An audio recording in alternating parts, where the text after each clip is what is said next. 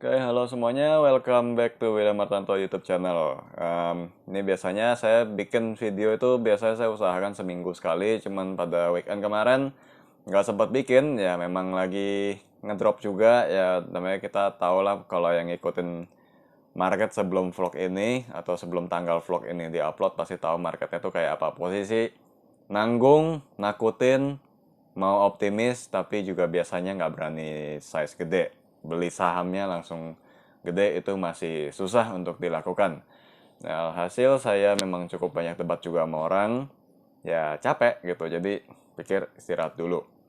Nah, tapi di video kali ini saya coba ingin mengupdate IHSG-nya aja, nggak terlalu banyak yang saya akan bahas, apalagi kita habis ini mau libur Imlek juga. Mungkin habis liburan kita baru bahas topik lain, karena saya ada beberapa tips yang menarik sih. Sebenarnya jadi banyak yang minta saya ulas-ulas kayak, ini saham kalau mau tahu yang, ya intinya yang lagi dikerjain gitu, market-maker segala macam. Ya pada kondisi tertentu yang menurut saya masih boleh disampaikan ke publik ya saya bisa aja ajarin. Cuma itu nanti aja dulu, kita bisa nyantai dulu mau liburan. Jadi kemarin kan IHSG sempat saya ulas tuh tentang yang 3 skenario di mana dua dari 3 skenario tersebut termasuknya skenario yang apes ya. Jadi IHSG setelah 6.200 ternyata nggak tembus, menurun menjadi head and shoulder. Atau nggak pakai nunggu tutup gap waktu itu, langsung turun, dan skenario yang paling bagusnya adalah tembus dari 6.200 lanjut naik. Nah, ternyata belakangan ini saya nggak tahu, entah mungkin saya yang salah ngomong di video itu, saya belum cek kembali, atau mungkin omongan dari mentor-mentor di luar yang kurang tepat. Yang mana diartikan bahwa pola head and shoulder IHSG itu terbentuk ketika tidak berhasilnya IHSG menembus 6.200. Jadi kurang lebih diartikannya kalau IHSG nggak bisa naik di atas 6.200 dan malah turun di bawahnya, itu berarti pasti jadi head and shoulder. Salah banget ya. Jadi yang perlu diketahui pertama, dugaan head and shoulder itu masih sebatas dugaan alias imajinasi. Ya, itu kenapa juga saya waktu itu bikin 3 skenario, karena saya berharapnya sih kalau bisa jangan ada head and shoulder. Kita juga udah bete dengan market yang turun sebenarnya kan. Terus head and shoulder itu sendiri dari dulu teorinya bukan tentang kegagalan dia mempertahankan resisten. Ya, pembentukan shoulder kanan itu pun dikonfirmasi ya ketika turun di bawah neckline, dan neckline yang ada di head and shoulder itu di bawah. Sebentar. Jadi intinya biar lebih gampangnya, pada gambar yang saya buat waktu itu, neckline IHSG untuk menjadi head and shoulder itu di 5.800. Jadi bukan yang dinilai adalah bukan nggak lewat 6.200 head and shoulder. Belum tentu jadi head and shoulder. Bisa aja shoulder 1 head terus naik 6.200, bukan turun ke bawah tapi mungkin dia sideways doang, kita juga nggak tahu. Ini pola yang belum jadi. Itu kenapa juga dari awal saya kasih 3 skenario.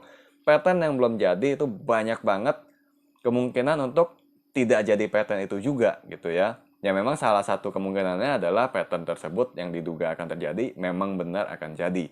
Jadi kemungkinan IHSG jadi head and shoulder itu tetap ada, tapi kemungkinan untuk dibatalkan juga sangat ada. Ya itu yang ingin saya jelaskan pertama, tentang level 6.200 bukan konfirmasinya di situ, tapi di 5.800 berdasarkan yang saya buat. Kalau misalnya kalian ada orang lain yang buat juga, misalnya pattern head and shoulders, neckline mereka beda, it's okay, ikutin aja yang kalian mau, terserah. Yang penting kalian tahu bahwa sama-sama dugaannya head and shoulder, berarti potensinya turun, maka harus siapkan exit strategi. Kalau in case nggak terjadi gimana ya, kita happy sama-sama, cuan terus gitu ya.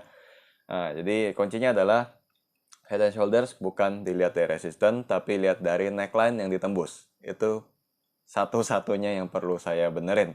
Karena mungkin aja vlog saya kemarin penjelasannya kurang, akhirnya pada salah ngerti. Karena saya juga kaget, member-member kami di WH Project juga tiap kali IHSG tuh di bawah 6.200, pada bilang, jadi nih HNS pak.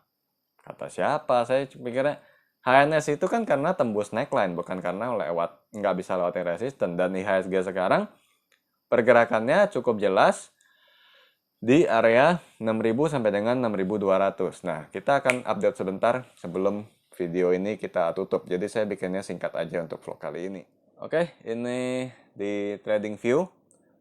Sekedar pemberitahuan, hari vlog ini saya bikin ini hari Rabu 10 Februari 9.26 malam alias setengah 10. Nah, ini Composite Index. Rajin ya malam-malam masih ngevlog ya gitu lah, karena saya merasa saya perlu kasih update aja mumpung ada kesempatan. Kalau lagi nggak sempet juga nggak bikin.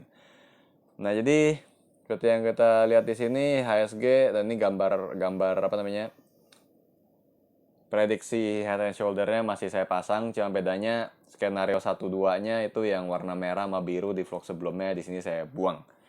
Supaya nggak terlalu ngecoh gitu ya. Kebanyakan garis kan puyeng juga gitu. Saya sendiri sebenarnya bikin garis kayak gini juga males ngeliatnya. Cuman kalau misalnya HSG udah tembus terus di atas 6.200, saya hapus semua. Ini kotak-kotak juga buat apa, ganggu doang. Nah, jadi intinya masih sekitar 6.200. Dan penutupan hari ini 6.201.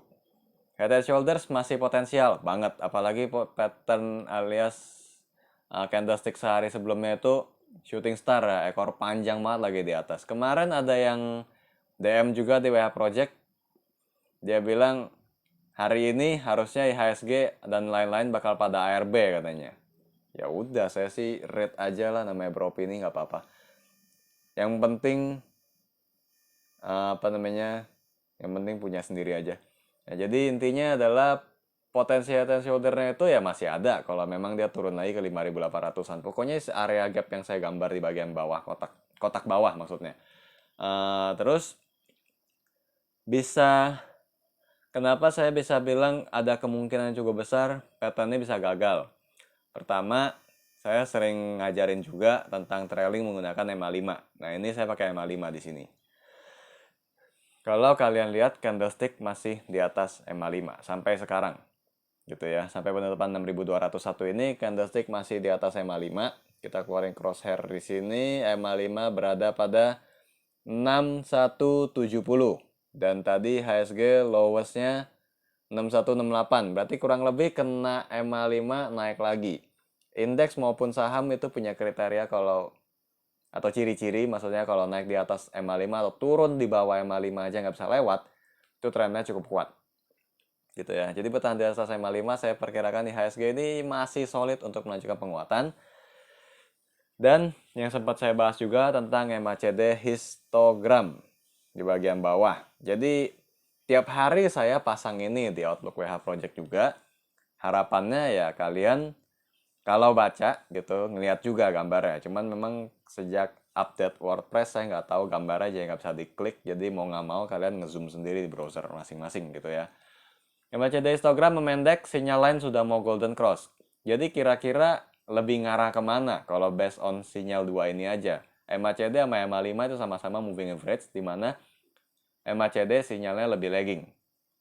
Gitu ya. Biasanya kalau mau nunggu golden cross ya cenderung lebih telat, itu pasti. Dan saya udah pernah jelasin di vlog saya yang kapan punya, saya juga udah nggak inget. Cuma intinya saya udah pernah jelasin juga tentang MACD histogram ini. Sudah memendek, histogramnya mendekati 0, zero line atau center line, saya lupa namanya. Intinya udah mau jadi masuk ke teritori positif, di mana sinyal line sudah mau nyusul untuk golden cross. Kalau cuma main indikator kayak begini, mestinya sih IHSG valid untuk lanjut naik. Cuman apakah kembali ke 6.440 itu kita harus cek nanti sama-sama. Percuma kalau saya bikin prediksi hari ini, ya kita juga tahu lah kadang kayak di koran kontan gitu kan ada prediksi 10 analis. Kadang-kadang bisa 10-10-nya bener, 10-10-nya salah, atau sebagian bener, sisanya salah juga pasti ada. Jadi daripada saya ngomong kayak udah tahu pasti, mendingan kita amatin sama-sama aja. Nah, sedikit mengingatkan tentang MACD histogram. Ini kejadian waktu IHSG di September 2020 juga MACD histogramnya memendek ke atas perlahan-lahan, baru mulai naik, IHSG-nya solid di atas EMA 5 juga. Nanti ada masa-masa konsolidasinya juga sebentar, itu udah paling umum setiap kali naik. Yang paling memorable itu sebenarnya sih di Maret 2020 ya. yang market tuh kena bottomnya di 27 Maret. Tuh MACD histogramnya memendek terus dan sejak itu IHSG naik terus. Ya memang saya termasuk yang waktu itu nggak terlalu ngikutin sih karena saya baru tradingnya bulan Juni. Cuman akhirnya dari MACD histogramnya saya bisa belajar ternyata crash pun bisa diukur pakai MACD. Jadi saya akan perdalam ilmu MACD ini. Nah jadi kalau update dari saya sih cuma menyatakan bahwa ada kemungkinan pattern ini bisa gagal. Cuman nggak tahu kapan. Bisa minggu depan karena besok kita tinggal sehari sebelum libur Imlek. Biasanya market juga sepi. Cuman kalau masa pandemi kalau di rumah doang sih mestinya nggak terlalu signifikan ya sepinya. Ibaratnya nyari angpaunya di market kali ini mungkin lebih banyak ya kayak begitu. Nah, terus nanti minggu depan mungkin baru kita bisa lihat kejadiannya bagaimana. Apakah lebih mendukung atau enggak. Tapi kalau dari MACD histogram, ya kesimpulan saya IHSG sangat mungkin untuk melewati area atau menggagalkan pattern head and shoulder. Jadi kira update dari saya sih gitu aja, singkat banget, cuman di IHSG-nya aja. Kalau strategi, mungkin kalau misalnya sekarang saya yang kepedean bilang buy, kayaknya nggak enak juga. Karena gimana ya, ini pertama ini vlog gitu kan. Nggak tahu saya next time bisa update lagi atau enggak. Kedua, kalau main teknikal, kita itu selalu membutuhkan namanya konfirmasi. Dengan kata lain, lebih baik telat daripada salah gitu kan. Setelah telatnya yang penting gue beli jual di atas lagi. Biasanya sih teknikal kan kurang lebih kayak gitu. Menunggu konfirmasi baik pattern maupun indikator, nyari support resistance untuk entry buy dan entry sell sekaligus stop lossnya. Jadi kalau besok IHSG lewatin 6.200 lagi dan semakin jauh, mungkin sudah valid untuk mulai melakukan entry buy. Nah, saham-sahamnya apa? Saya juga belum tahu pastinya, cuman saya masih ngelihat kayaknya saham-saham yang model-model kayak Antam itu masih tinggi market caps-nya, pengaruhnya ke IHSG juga besar, apalagi masuk ke MSCI juga. Mungkin untuk trading harian atau kalian kalau punya strategi sendiri ya masih bisa di sana karena kan masih frekuensi tinggi juga, masih rame juga. Sisanya coba lirik-lirik yang big caps yang lainnya yang mungkin jadi penggerak indeks. Nah, kiranya itu aja. Main aman aja sih daripada terlalu over optimis, salah juga gitu kan. Saya sendiri lebih baik mungkin konfirmasi balik arah dulu baru entry. Ada perbedaan mendasar antara beli di support sama beli ketika sudah konfirmasi naik. Konfirmasi naik itu mungkin kita nggak beli di harga terendah berdasarkan trennya, tapi kita lebih tahu jelas arahnya memang akan naik atau turun gitu ya. Tapi kalau beli di support kita mungkin dapat di harga terendah, tapi ada kemungkinan juga kita kena false break. Artinya apa? Mungkin tembus resisten ternyata digagalin, akhirnya upside-nya tipis banget, ternyata nggak jauh beda dengan harga kita beli. Dari sisi resiko, lebih minim kalau sudah konfirmasi, tapi kalau memang lebih suka, lebih tipe yang no guts, no glory gitu ya, ya buy on support juga nggak apa-apa. Sesuaikan strategi dan profil kalian masing-masing, update saya sampai di situ aja. Pendek, semoga bermanfaat dan membantu. Nanti kalau ada kesempatan kita update lagi. After Imlek nanti kita mungkin bisa tambahin edukasi lagi. Ya sementara saya belum buka kelas. Seperti yang kalian tahu. Offline jelas nggak bisa. Dan saya nggak mau nambah jumlah kasus. Lalu kalau online nggak terlalu efektif. Jadi daripada cuman buang-buang waktu, mendingan kita tunggu udah beres aja. Kalau ada kesempatan kita bisa bikin, kalau enggak ya juga nggak apa-apa. Yang penting trading di bawah santai, hasil akhir cuan, gitu aja. Oke, kiranya itu aja dari saya. See you again.